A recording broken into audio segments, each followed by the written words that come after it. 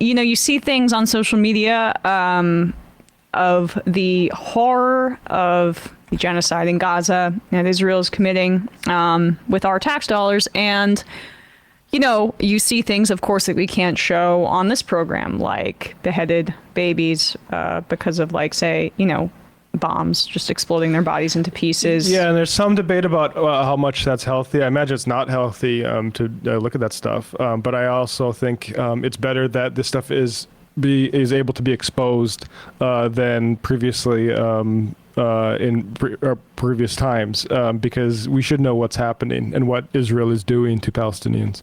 And I don't say this to make a naive point, but I think I've spoken about this with you guys before, but I think there are sometimes people when I talk about work or whatever, and they're like, oh my God, like, how do you like consume so much news every day and all these things going on? And to me, it's like, I try to decenter myself because, like, as much as it's hard to consume this stuff, it is much more difficult for the people experiencing the things that we're covering. So, like, this is, I think, as much as it might be painful to do so, even for some traumatic to do so, triggering to do so, I think it is important to decenter myself in it and also realize that it's very important to bear witness regardless. And it pales compared to the actual trauma, which is what this little girl's going through, for instance. Yeah. So Al Jazeera put this out. This is Sama Tabil. She's 8 years old, and she has lost her hair out of fear of being killed. And this is her talking about that. I'll read over the Israelis from the hospital while we were sleeping bombed the second floor of the hospital. Suddenly, 2 days later, my hair started falling and I ended up like this. She's 8 years old. She suffered a near-death experience. And she believes she lost her hair due to extreme stress caused by shelling and gunfire. I lost my hair out of fear. This is how I looked before the war. If you could just go back for a sec. Even before this. I lost my hair out of fear. Yeah. This is how I looked before the war. This is what my hair looked like. My hair was long and I used to style it and go out to play with the girls. Do you see how pretty I was?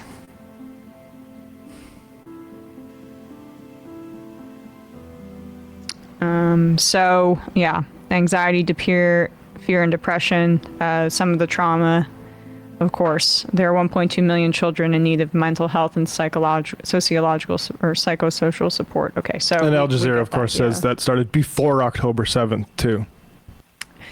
You think, like, there's just these little things that hit you when you think about it, right? Like, little girls love to braid each other's hair. A dad going to get birth certificates.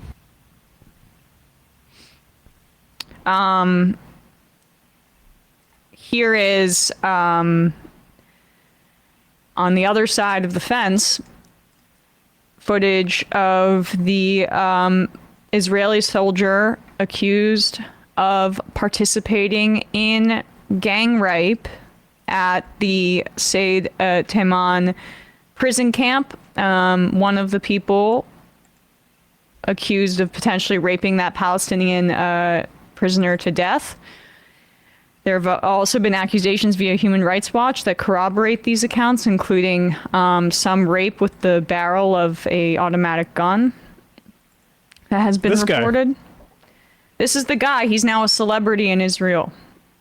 Like, on the other side, we see that girl who has no hair anymore due to fear. He's a celebrity, the rapist. There's no captions here, but it just gives you a sense they're doing a fun skit in Israel with the rapist, neon colors and some fun horn music. They're gonna really enjoy advertising this guy. הערב בתוכניתנו לוחם כוח 100 מאיר בן שטרית שהתמודד עם הנוח'בות בשדה תימן ועכשיו מתמודד עם האשמות קשות וכולנו רוצים לשמוע מה יש לו להגיד וגם יהיה... תגיד לי, למה אתה עומד ככה? כי גם אני יכול להיות כוח 100, תראה את הגודל שלך. אתה? לא בדיוק 100. לא. אז 30. 30 בקושי, ערב 10:30, תבואו. פתחי את שי, הערב ב10:30. So you can catch that. Like he's Paul Rudd. You can catch that on Israel's Channel 4, which is a favorite of Netanyahu's. Evil country. Channel 14, actually. Sorry, Yeah, Channel that's great. 14. Yes, Channel 14. Okay. Yeah, I mean, like, I just think that juxtaposition, I mean, within miles of one another.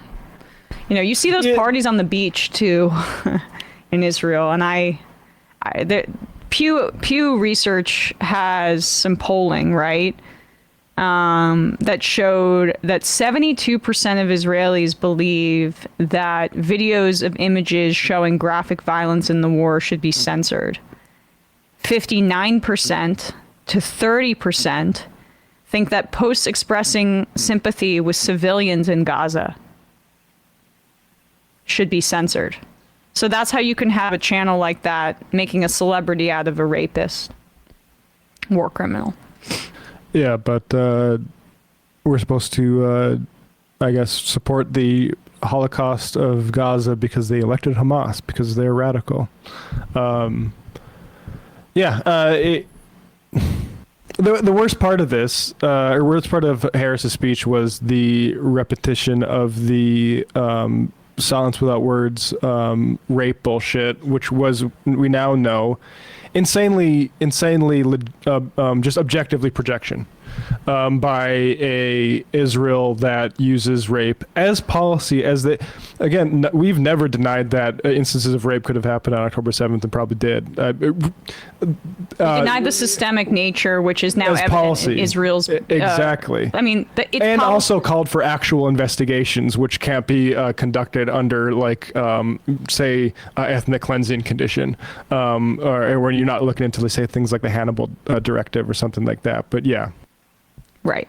M16, and that guy's on a reality show now, looking like a tough guy. And that's what there's bipartisan support for in this country. It's especially among America's leadership. It's disgusting. The American people are catching up to it, but America's leadership loves that stuff. Opening up the phone lines now, 646-257-3920. And sorry, just one thing. I say the political leadership, it's also the press.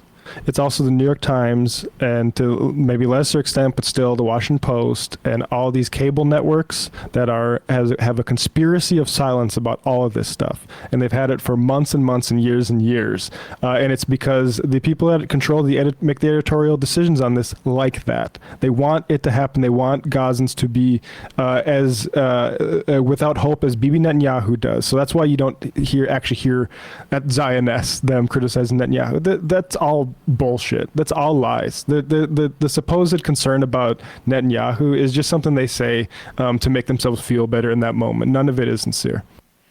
Desert Lefty saying, catch the murder rape variety show on Channel 14 right after Seinfeld. It's just what, some of the interesting juridical quite ideas that you have in a ethno-state about a religion. Like, for instance, if you rape a non-Jew, is it rape? Right. Sage Sunday, on top of all the other more transparent horrors and devastation in this ongoing genocide, it's important to highlight the physical toll PTSD and 24/7 life or death ongoing stressors have on the human body. Awful stuff. Yep, that's why Zionists would love to just talk about the 40,000 people that we can documentedly say are dead, because a lot of people are walking dead. Right now, it's 3 times that conservatively, probably. Hey, folks, don't forget to hit the subscribe button and check out our daily show. We do it every day at 12 p.m. Eastern for about 2.5 hours. We even take phone calls. You should check that out.